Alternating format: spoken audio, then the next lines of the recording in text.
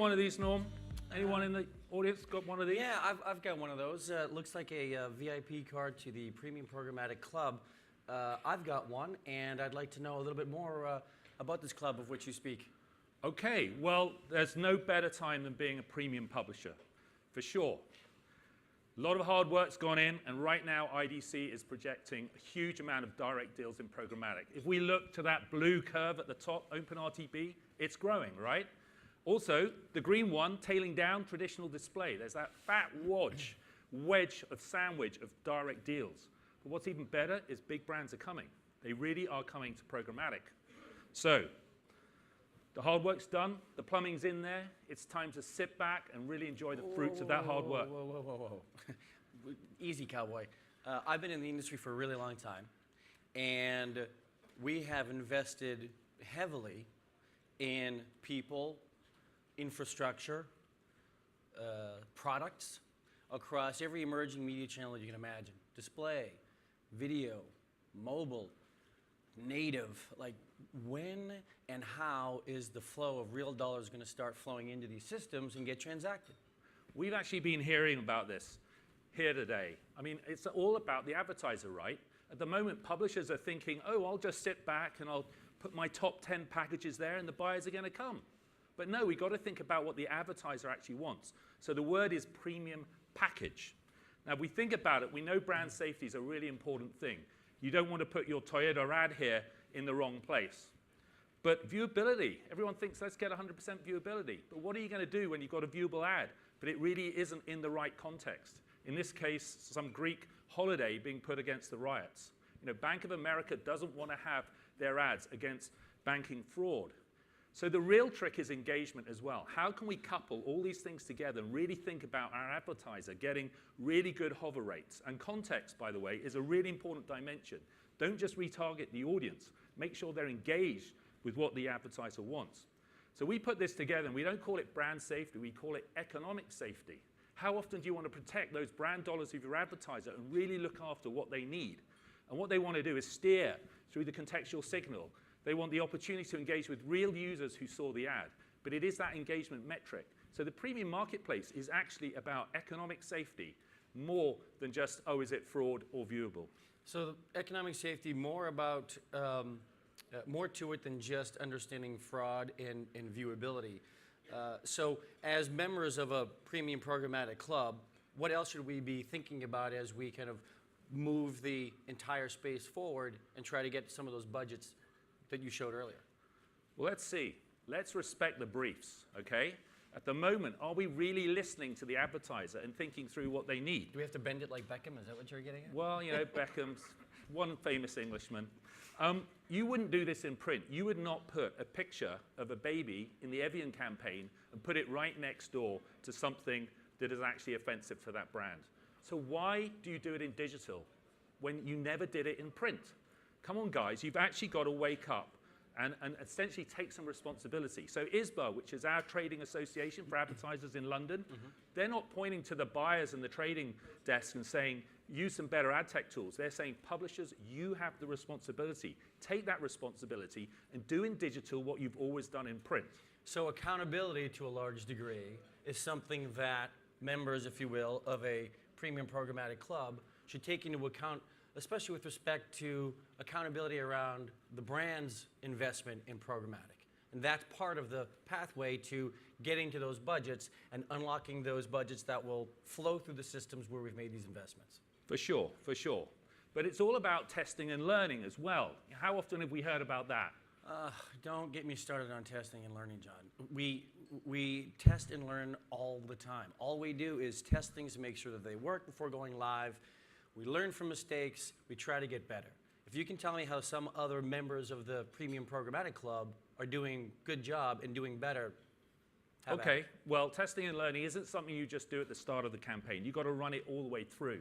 Mail Online is one of the most successful premium publishers.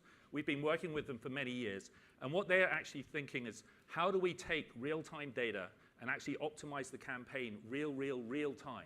So if you take a mobile operator, they're actually hunting out their own users, they're not just selling ads, they're buying ads. They're buying other people's ads with their own audience as part of audience extension, but using the granularity of keywords to find Android, iPhone 6, Samsung, and making sure it's their audience in the right context. And so if they're coupling that kind of contextual signal with the audience data they're collecting in their DMP, Lodomy in this case, they can really leverage that data and achieve on certain campaign line items the really best conversion because they've taken their audience in context. So Mail Online, for example, are some folks that are part of the Premium Programmatic Club who are doing a great job by coupling context and audience engagement and doing so with a technology platform like Lodomy, which is where their first-party data segments are. And they're doing that as a buyer and as a seller. So these are some good indicators as opposed to what we heard a little bit earlier about publishers not really understanding exactly how to use the Ferrari in the driveway. So that's exciting. What else? Well, I mean, it is about leveraging that first-party audience and making it work for yourself. But another way of driving value is, you know, the key to value is actually, we believe, in a keyword strategy. Wait a minute. Segmentation rules the roost in this industry. Segments are everywhere on the buy side and the sell side. How in the world is a keyword strategy going to help us? Yeah, I mean, as a premium publisher, we all have these kind of content management systems, and we divide up the fashion and the business and the news, and we kind of think, you know, we need a Super Bowl segment and we need a Christmas segment. But actually, how does the advertiser think? Let's go back to the premium package. So take something like 50 Shades of Grey, okay? It's a film. It's apparently a very exciting book. A lot of women apparently read it. But the Telegraph was very clear that they wanted to place 50 Shades of Grey in exactly the right kind of vertical segment. So if you can carve up your inventory or your audience according to the 50 Shades of Grey, then you've actually got 50 shades of value in your inventory. So why not take 50 advertisers and find that slither of premium value and really package that up and take that towards the programmatic direct deal? Interesting. There's another advantage to keywords, and we've heard about it all the way through today. It's all about transparency. So clearly, if you can articulate... No. How can we get more transparent in this industry? It's all about transparency. We have reporting pre-campaign, during campaign, post-campaign, performance analytics, performance insights, optimization. We even take our best packages and put them into SSP platforms where buyers and sellers can transact. How can we possibly get more transparent? Okay, I can understand doing a lot of transparency about this is what we did for you, Mr. Advertiser, and perhaps sharing some of the details, especially you didn't put the ads in the wrong places, you were absolutely perfect. But how about a publisher being transparent to a buyer, but a buyer they don't even know? So how transparent are publishers with their data and ability to court, as it were, new relationships? So let me take you through an idea of deal discovery, okay? At the moment, a lot of people are trading with the buyers they already know. So how can we find other people in the marketplace? Well, let me tell you about an Airbnb campaign. Which premium publishers out here can absolutely deliver a vertical niche segmentation for the Airbnb audience? Okay? 50 shades of value? Well, essentially, the campaign managers already have articulated a campaign brief. They have search budgets, lots of search budgets. They know the keywords. They want to find people reading about Times Square, Empire State Building, and they've already articulated that. So guess what? If there are publishers out there that have bid streams and keyword streams, the buyer can already find the publisher. Okay? They know what they want to buy, Airbnb. So they can actually cherry pick out 4 potential publishers and inbound go towards the publisher and say, okay, Ben, I think we can see you've got 2 million users, you've got 10 million kind of inventory impressions, let's do a deal. So instead of the premium publisher guessing what the buyers want to buy, how about being transparent and allowing the buyer to define what they want to buy? Everyone's heard of Google AdWords and AdSense. Why not use these keyword type tools to actually find the buyer by sharing your keyword transparency? Interesting. So you're making me think here as you went through that example. I'm thinking about the definition of premium, and I think we're talking about something that's a little bit less about being on a stack ranking of industry heavyweights, the premium buyers and the premium sellers. It sounds to me like premium's hard to define because everybody defines it differently. It's in the eye of the beholder. So a premium programmatic club, if you will, should probably practice certain tenets. It's accountability, It's transparency that allows buyers and sellers to find each other, so to speak. And then lastly, it's really about the ability for us to make this process a lot easier with a lot less friction. So how does everybody that's part of the Premium Programmatic Club actually kind of collaborate and cooperate around creating frictionless trading?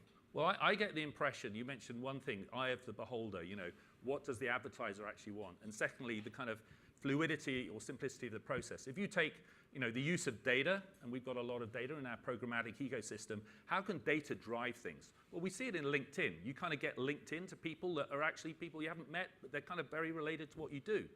And I actually like the application Tinder because it's a really simple application. It's driven by 24-year-olds, perhaps, 20-year-olds. That's actually our industry, full of ad ops people. But its beauty is in the eye of the beholder. So how can you cherry pick between a universe of potential sellers and as a buyer start to consider who you date? This is a scalable way for people to make introductions. And essentially that's what our programmatic industry needs.